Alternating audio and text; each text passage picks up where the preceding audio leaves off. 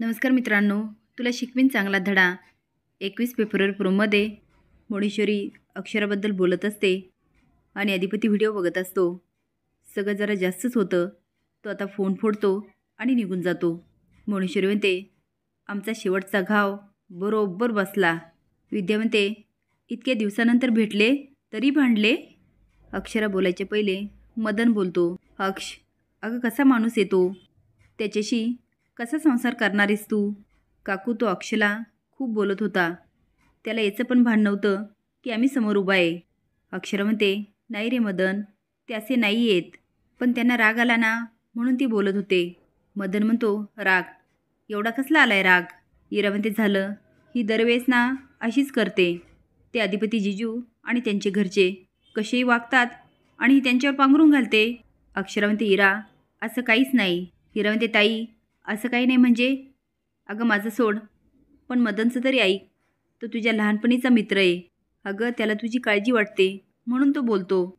मदन म्हणतो, अक्ष, मला याचं आश्चर्य वाटतं, तू त्या माणसाशी लग्न कसं केलं. तू एवढी शिकलेली, हुशार, क्लासमध्ये फर्स्ट येणारी. अगं तुला बघून कुणालाही हेवा वाटावा अशी ती मुलगी, आणि तू एवढी मोठी चूक कशी केली. अक्षरा म्हणते, चूक केली म्हणजे मी काय चूक केली. मदन म्हणतो, अक्षू, ना त्याचं शिक्षण ना त्याला बोलायची अक्कल, असल्या अडाणी माणसासोबत.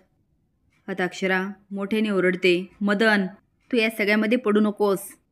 माझा संसार आहे, माझं आयुष्य आहे, माझा नवरा आहे, त्यामुळे मी माझं बघून घेईल. कुणी परक्याने आमच्यामध्ये पडायची गरज नाही. इरा म्हणते, ताई अगं काय बोलतेस तू, तुझा मित्र आहे तो. अक्षरा म्हणते, आहे नाही होता. आणि इरा तुला पण मध्ये मध्ये बोलायची गरज नाही, नाहीतर मी हे विसरायला मागे पुढे बघणार नाही. तू माझी बहीण आहे. आमच्या दोघांच्या भांडणाचा खूप जणांनी फायदा उठवला, आता नाही. मोनीश्वरी अधिपतीला पुन्हा डवसायला जाते आणि म्हणते, अधिपती तुम्ही कशाला वाईट वाटून घेताय.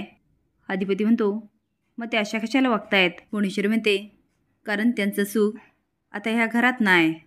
अधिपती म्हणतो, नाही हो नाही आईसाहेब, असं अजिबात नाही. मास्तरीन बाईला मी चांगलंच ओळखतो.